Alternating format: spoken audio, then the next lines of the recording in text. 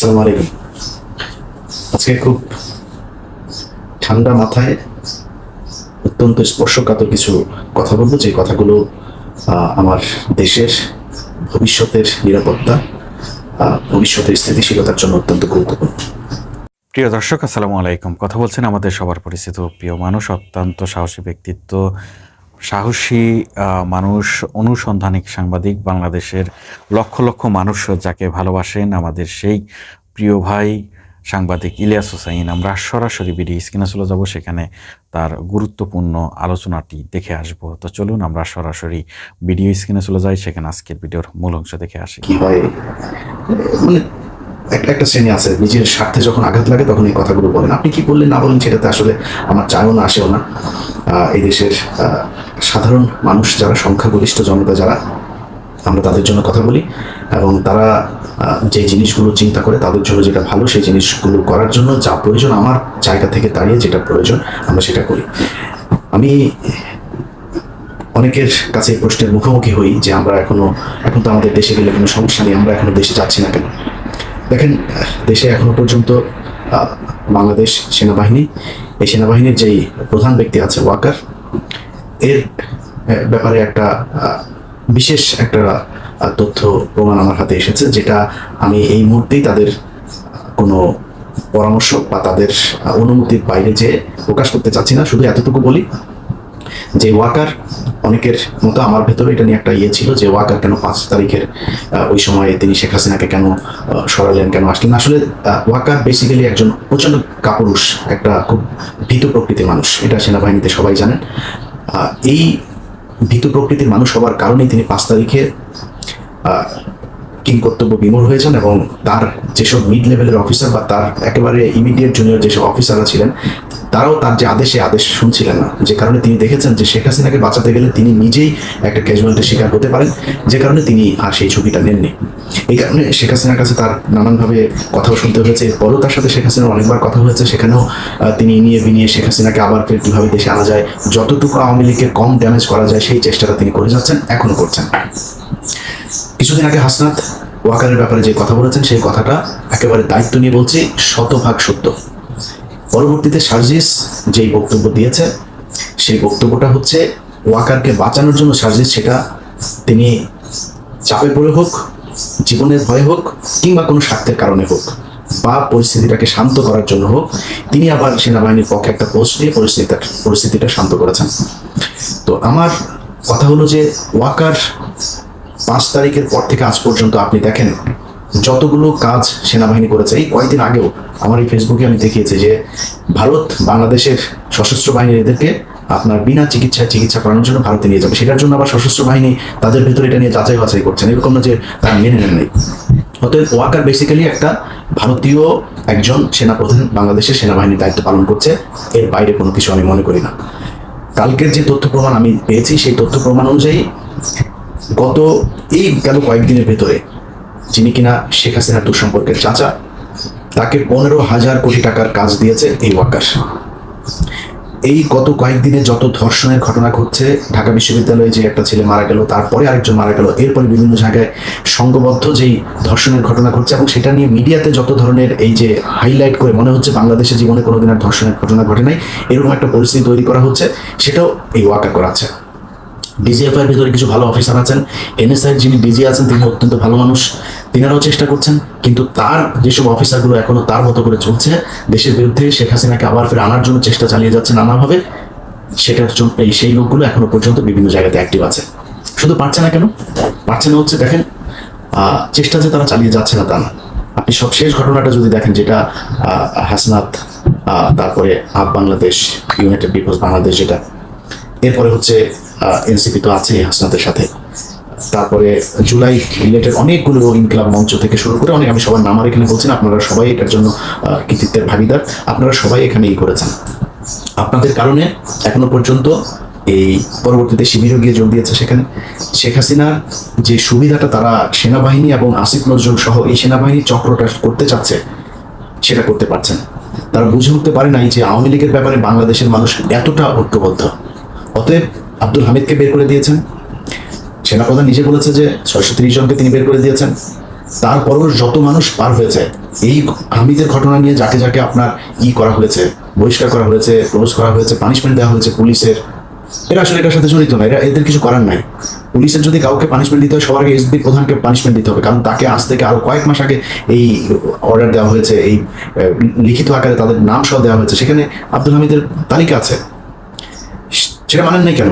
অতএব যদি করা হয় সেনা প্রধান এটার জন্য তাই, ডিজিএফআই প্রধান এটার জন্য তাই, এসবি প্রধান এটার জন্য যাই, তারপরে বিমানবন্দরের ইয়েতে সিকিউরিটির দায়িত্বে যারা আছে তাদের প্রধানদেরকে দায়ী করতে হবে। এত বড় ঘটনা, এত বড় মাপের একজন লোক, আপনার মনে হয় যে কনস্টেবল, এসআই আর ইন্সপেক্টর মিলে তাদেরকে পার করে দিয়েছে বা কোনো এক জেলার এসপি তাদেরকে বের করে দিয়েছে? এটা সম্ভব না। অতএব এটা রাষ্ট্রীয় পর্যায়ে, একদম উচ্চ পদস্থ পর্যায়ের সিদ্ধান্তের প্রেক্ষিতে তাদেরকে বের করে দেওয়া হচ্ছে। তো দেখাতে যেটা হয়েছে, আমি কয়দিন আগে একটা ভিডিওতে বলেছিলাম যে আওয়ামী লীগ যত দাঁড়াতে চাবে তাদেরকে তত শুয়ে ফেলা হবে। এদের ব্যাপারে বাংলাদেশের মানুষ ঐক্যবদ্ধ, এরা এখনো শিক্ষা এদের হয় নাই। আপনি দেখেন ভারত পাকিস্তান যুদ্ধ চলছে, সেই যুদ্ধের ভেতরে আমি একজন মুসলমান, ভারত আমার মানে পাকিস্তান মুসলমান নাকি সেটাও দেখার দরকার নেই, পাকিস্তানের সাথে যুদ্ধ হয়েছিল সব বাদ দেন, কিন্তু ভারত তো আমার শত্রু। এই কয়েকদিন আগেই একটা কিলিং করেছে, এখনো পর্যন্ত আমার দেশের সবচেয়ে বড় শত্রুকে ভারত নিয়ে জায়গা দিয়ে রেখেছে, এখনো পর্যন্ত আমাদেরকে হুমকি দিচ্ছে। আরাকানের ওইখানে এই আরাকান আর্মিকে দিয়ে আমাদের ভেতরে গ্যাঞ্জাম করতে যাচ্ছে, সে সেখানে প্রক্সি ওয়ার করছে, এগুলো তো এখনো করেই যাচ্ছে। আওয়ামী লীগকেও যদি ধরেন, সে আওয়ামী লীগ ভারত পাকিস্তান যুদ্ধে ভারত যত জায়গায় মানে হামলা করছে, পাকিস্তানে মনে হচ্ছে ওদের হাসিনার ওই জায়গা থেকে মিসাইল নিয়ে তারপরে পাকিস্তানে হামলা করছে। তোদের এত খুশি লাগে কেন? আরে বেটা, বাংলাদেশ দেখ এখন তোদের সময়ের চাইতে চাঁদাবাজি কোনো অংশে কম নেই, চাঁদাবাজি ভালো চলছে এখন, কিন্তু মানুষ তোদের ব্যাপারে ঐক্যবদ্ধ। এর কারণ কি? এই দেশের মানুষ প্রচন্ড ধর্মভীরু এবং ধর্ম সচেতন। শুধু ধর্মভীরু না, এরা ধর্ম সচেতন। অতএব এই ধর্ম সচেতন মানুষগুলোকে গেল 15 বছর তাদের ধর্মীয় অনুভূতির উপরে, তাদের ধর্ম পালনের উপরে যত ধরনের নির্যাতন টর্চার করা হয়েছে, দাড়ি টুপিওয়ালা মানুষ এখানে যে পরিমাণে কষ্টে ছিল, ভারতেও দাড়ি টুপিওয়ালারা এত কষ্টে নাই। এই কারণে তোদেরকে মানুষ ঘৃণা করে। ওদের যারা কিনা এখন ওদের সোশ্যাল মিডিয়াগুলো, বাংলাদেশ আওয়ামী লীগের পেজে দেখবেন কিছু লোকজন এখন উপস্থাপনা করে, ওদের এগুলো সোশ্যাল মিডিয়া দেখভাল করে, তারা যে কজন কেন্দ্রীয় নেতা, বলার মতো নেতা যারা কিনা এখন পর্যন্ত গর্ত থেকে বের হয়ে ছোটখাটো পোস্ট করে, তারা ভারতের পক্ষে পোস্ট করে। এটাই ওরা, ওদেরকে এই দেশে জায়গা দেওয়া যাবে না। অতএব আগেও বলেছি, এখনো বলছি, নিঃশ্বাস থাকা পর্যন্ত বলবো, এই আওয়ামী লীগের এই বাংলাদেশে আর জায়গা হবে না। এই প্রজন্ম, এই জেনজি প্রজন্ম যতদিন পর্যন্ত বেঁচে থাকবে ততদিন জায়গা হবে না। এখন প্রশ্ন হচ্ছে কারা চায় যে আওয়ামী লীগ টিকে থাকুক? আমি বাংলাদেশ ইসলামী ছাত্র শিবিরকে ধন্যবাদ জানাই, জামাত ইসলামের আমিরও দেখেছি সব শেষ গিয়ে সেখানে বক্তব্য দিয়েছেন গতকাল রাতে, আপনাদেরকে ধন্যবাদ জানাই। দেখেন, একটা বিষয় পরিষ্কার করি, আওয়ামী লীগ এই গেল 15 বছরের বিএনপি এবং জামাত দুই দলের উপরে সমান নির্যাতন করেছে। এই দলগুলোর ভিতরে যারাই ভারতের বিরোধিতা করেছে, যারাই অরিজিনাল দেশপ্রেমিক, ভারতের সাথে আঘাত করে চলতে চায়নি, তাদের কাউকে তারা ছাড় দেন। এমনকি বিএনপির সর্বোচ্চ নেত্রী, তাকে পর্যন্ত তারা জেলখানায় ঢুকিয়েছে। এটাই তো করেছে এই আওয়ামী লীগ গত। অতএব আমরা অনেক দূরে ছিলাম, হ্যাঁ আপনাদের ভাষায় আমরা কিছুই না, আমরা অবশ্যই কিছুই না, আমরা দেশে থেকে ভাই যুদ্ধ করতে পারি নাই, আপনাদের মতো লড়াই করতে পারি নাই, গুম হইতে পারি নাই, জেলে যাইতে পারি নাই, অবশ্যই। কিন্তু আমি আসলে একজন সংবাদকর্মী, আমার বাংলাদেশ ছাড়তে হয়েছে এই আওয়ামী লীগের বিরুদ্ধে কথা বলে।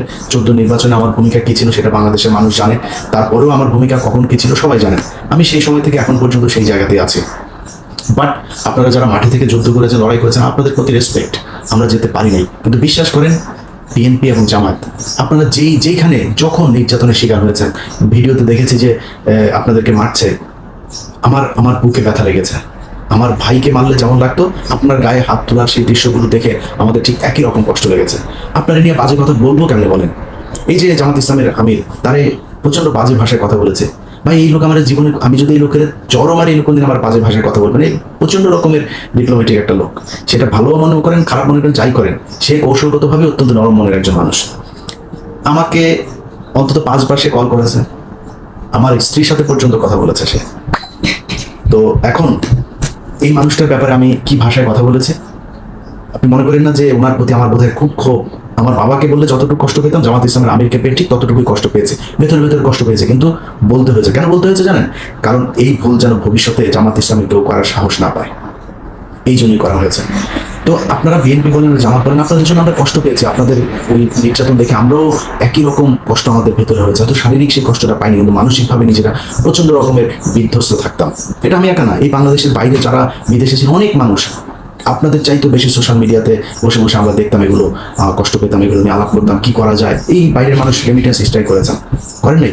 আপনাদেরকে খারাপ ভাষায় কথা কেমনে বলবো বলেন? কিন্তু আপনারা আওয়ামী লীগ নিষিদ্ধ চান না কেউ কেউ, কেন চান না ভাই? এই এই এই রাজনীতি আপনাদেরকে কে শিখিয়েছে যে আওয়ামী লীগ সরে গেলে আপনাদের সমস্যা হবে? এই রাজনীতি কোত্থেকে শিখছেন? আরে ভাই, যত কিছু বিএনপি কোনোদিন জামাত ইসলামকে নিশ্চিহ্ন করে দিতে যাবে না, জামাত ইসলাম কোনোদিন বাংলাদেশ জাতীয়তাবাদী দলকে নিশ্চিহ্ন করে দিতে পারবে না, যাবেও না। অতএব থাকেন বিশাল স্ট্রং দুইটা বিরোধী দল, তো আপনারা বিরোধী দল আরেকটা লাগবে কেন? দরকার কি? কেন জোর করে এনে তাদেরকে বসে? বাংলাদেশের মানুষ চায় না। এই ব্যাপারে যে যেখানে কথা বলতে যাবেন ওই জায়গাতেই আটকে যাবেন বাধ্য হয়ে। এই যে পরে দেখেন ছাত্রদল মিছিল করেছে, যুবদল মিছিল করেছে, আনন্দ মিছিল করেছে না? আওয়ামী লীগের এই কার্যক্রম সব নিষিদ্ধ করেছে তো। তো এখন মানুষ তো চায়, মানুষ চায় তার নিষিদ্ধ হোক। কিছু কিছু মানুষ, ভারতীয় জট যারা আছেন, তারা যদি নাকি না চান, এটাতে যাবেও না, আসবেও না। অতএব মাথায় রেখেন, আপনাদেরকে এই আওয়ামী লীগ এবং ভারত, এই জায়গায় আপনাদেরকে ঠিক থাকতে হবে। এখনো পর্যন্ত প্রথম আলো, সন্তোষ শর্মা, আমরা কোনো পত্রিকা টেলিভিশনের বিরোধিতা করছি না। আমরা গণমাধ্যমের স্বাধীনতা চাই, পূর্ণ স্বাধীনতা চাই। আজকে আমার ডক্টর কনক সারোয়ার পিনাকিদা আমাদের ইউটিউব চ্যানেল ভারতে ব্লক করে দেওয়া হয়েছে। কনক ভাই সবার আগে দেখেছে, দেখে আমার দেখলাম, আমি আমার ইমেল চেক করে দেখলাম, আমার হচ্ছে ভারতে আমাদের নিষিদ্ধ।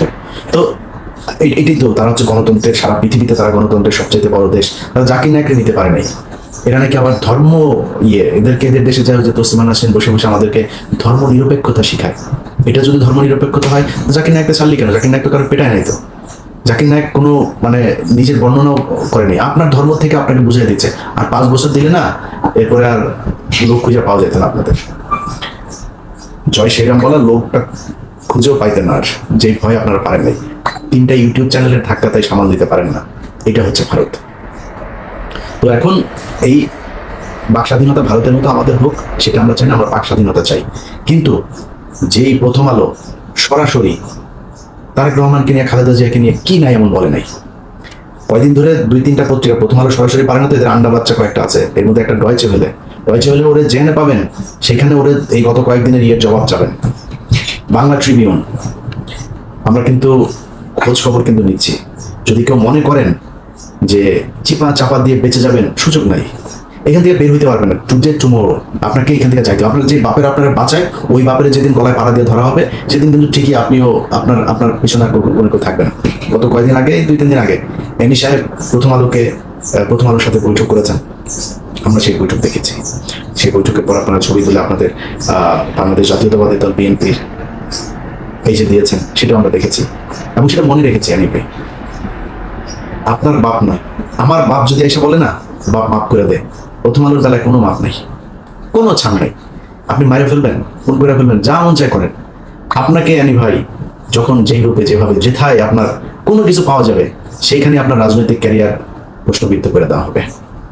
বাংলাদেশে কে দুর্নীতি করেন, কে কি করেন, ভাই আমরা এটা নিয়ে যাইনি, কারণ নিয়ে এই করতে। আপনারা যা মন চায় করেন, এটা আমি পারবো না ভাই। এটা বহুদিন সে আওয়ামী লীগ থাকতেও বলেছে, আমি পারবো না এটা আপনারা ঠিক করতে। এই চাঁদাবাজি আর ধান্দাবাজি এগুলি চলতেই থাকবে। এটার জন্য যা করার দরকার, সেটা এই দেশের রাজনৈতিক দলকে সে ঠিক করতে হবে। প্রতি 5 বছর পর যেমন ধরেন বিএনপি আসবে, এরপর জামাত আসবে, আবার জামাত আসবে, যেমন ধান্দাবাজি করলে আবার বিএনপি আসবে, আস্তে আস্তে একটা জায়গায় যায় পৌঁছাবে। সো আমি ওটা নিয়ে যুদ্ধ করতে আসিনি, ওটা নিয়ে আমার জানার বিষয় না। কিন্তু ভারতের ব্যাপারে যদি নাকি আমরা কোনো দেখি, প্রথম আলো, ডেইলি স্টার, সন্তোষ শর্মা, আওয়ামী লীগ, এইসব ব্যাপারে ভাই যারাই করবেন, আমরা তাদেরকে কিন্তু, আমি অন্তত ভাই, তারা কিন্তু তার জীবনের সারা জীবন আমি চৌকিদারের মতো তার পিছনে পিছনে কিন্তু থাকবো। কখন কোন দিক দিয়ে কি বের হয়ে যাবে, কি করে ফেলবো, এটা টেরও পাবেন না। অতএব আবারও সাবধান করে দিচ্ছি, আবারও সাবধান করছি। প্রথম আলো, ডেইলি স্টার, সন্তোষ শর্মা, এইদিকে এই ভারত, এইসব ব্যাপারে যদি নাকি কারোর ভেতরে কোনো ধরনের দুর্বলতা, গাফেলতি, কোনো কিছু যদি দেখি, তাহলে কিন্তু তার জন্য বাংলাদেশের রাজনীতি করা কঠিন হয়ে যাবে। আমি বিশাল কিছু আপনাকে ধমক দিচ্ছি, এটা না, বাংলাদেশের মানুষ চায় না। আপনি এই মুহূর্তে যদি গোলাম ময়লা রনির দিকে একটু তাকান, তাহলে বুঝতে পারবেন এই দেশের মানুষ কি চায়। আসিফ নজরুল এই মুহূর্তে পদে আছে, টাকা পয়সা কামাচ্ছে কিছু। আসিফ নজরুল এই মুহূর্তে কিছু টাকা ছাড়া আর কিছু নাই। ওরে রাস্তাঘাটে পোলাপান যদি ঠিক মতো পায়, তাহলে জুতার মধ্যে হাগু লাগায় ওরে পেটাবে। অতএব বাংলাদেশের মানুষ কি চায়, কি পছন্দ করে, কোনটা এই দেশের জন্য, এই দেশের নিরাপত্তার জন্য প্রয়োজন, সেটা আপনাকে চিন্তা করতে হবে, সেটা করতে হবে। এই সুযোগ পৃথিবী, বাংলাদেশের ইতিহাসে আবার 100 বছরে আসবে কিনা ঠিক নাই। এই সুযোগ আপনাকে কাজে লাগাইতে হবে ভাই। আপনার রাজনীতি নিয়ে আমি আপনার রাজনৈতিক প্রতিদ্বন্দ্বী হইতে আসি নাই। আপনার আমার কোনো সমস্যা নেই, আপনি কই ধান্দাবাজি করেন, কি করেন ভাই, একান্ত আপনার ব্যাপার, আপনার দলের ব্যাপার, ওই এলাকার জনগণের ব্যাপার, প্রশাসনের ব্যাপার। আমি আপনার ব্যাপারে নাক গলাইতে যাবো না, কিন্তু আপনি যখন আমি প্রথম আলো, ডেইলি স্টার আর এই ইন্ডিয়া আওয়ামী লীগ এসবের ব্যাপারে কারো কোনো কিছু দেখবো, তারা কিন্তু ভাই সর্বোচ্চ দেখে দেওয়া হবে। আবার বলে রাখলাম, যাই হোক, যেসব ছাত্র নেতারা যারা কিনা আমি এই 5 আগস্টের মতো একটা ঘটনার মধ্য দিয়ে বাংলাদেশের মানুষকে স্বাধীন করে দিয়েছে, আওয়ামী লীগ নিষিদ্ধ হয় বাংলাদেশে, এটা আমরা দেখতে পারবো, এটা আমাদের কাছে স্বপ্ন ছিল, এটা হচ্ছে। এবং যেটা হয়েছে, এখানে অনেক ধরনের ফাঁকফোকর রেখে আওয়ামী লীগের কার্যক্রম নিষিদ্ধ, দল নিষিদ্ধ না, আইনগতভাবে নিষিদ্ধ করা হবে। আপনাদের জনগণ বলছে নাকি যে আইন দেখায় তারপরে নিষিদ্ধ করতে হবে? আইনগতভাবে বলছে? আপনি আইনগত মতো এমনিই হবে। আর ভাই, আন্তর্জাতিক অপরাধ ট্রাইব্যুনালে যে মামলা চলছে, গুম কমিশনের যেগুলো চলছে, বিডিআর যে সবগুলোতেই হবে, নিষিদ্ধ হবে। তো আপনি, এটা আপনার সমস্যা কোথায়? আপনি এখন করে ফেলেন, সমস্যাটা কি ছিল? তারপর করেন, যেটুকু করেছেন ওকে, ঠিক আছে, মানুষ যদি, জনগণ, ছাত্র জনতা যদি মেনে নেয়, আমার কোনো সমস্যা নেই। এমনিতেই পারবে না। আপনার মনে হয় যে আপনি এই সামনে নির্বাচন আসবে আর ওই নির্বাচন কমিশনের মাধ্যমে আওয়ামী লীগ যা জমা দিবে, আপনারা নির্বাচনে অংশগ্রহণ করবেন, প্রার্থিতা বা যাচাই বাছাই করে এগুলি করবেন, আপনার মনে হয় এটা আমরা মেনে নেব? এটা সম্ভব না। এখনো গণমাধ্যম সহ বিভিন্ন জায়গায় যারা যারা এই ধরনের চিপা চাপা দিয়ে আবার আওয়ামী লীগকে বাঁচায় রাখার, আওয়ামী লীগ আসবে আনার জন্য করবেন, এবং যারা টিকে আছেন এখনো পর্যন্ত, তাদেরকে টিকতে দেওয়া হবে না। পুলিশ বলেন, সাংবাদিক বলেন, ব্যবসায়ী বলেন, যে যেখানে আছেন, আওয়ামী লীগের যে লেসপেন্সার যারা ছিলেন, কাউকেই টিকতে দেওয়া হবে না, সবাইকেই দেখে নেওয়া হবে ইনশাল্লাহ। অতএব ছাত্ররা এবং যারা যারা আন্দোলন করেছেন তাদের সবাইকে আবারও ধন্যবাদ জানাই, এবং আপনাদের কাছে আমরা এই জাতি কৃতজ্ঞ। শুধু এতটুকুই বলবো ভাই, বাংলাদেশের এই যে আন্দোলন হয়েছে, এই আন্দোলনের মাধ্যমে বাংলাদেশে একটা নতুন শক্তির উদয় হয়েছে, এবং সেই শক্তিটা অবশ্যই আপনাদের এনসিপি। সো এনসিপি আমরা চাই তারা ভালো কিছু করুক, কিন্তু আপনাকে বেছে নিতে হবে আপনার প্রোডাক্ট কি, আপনি কি সেল করবেন। অর্থাৎ আপনার প্রোডাক্ট একমাত্র হচ্ছে এই জুলাই, আপনার প্রোডাক্ট হচ্ছে আওয়ামী লীগ, আপনার প্রোডাক্ট হচ্ছে ভারত।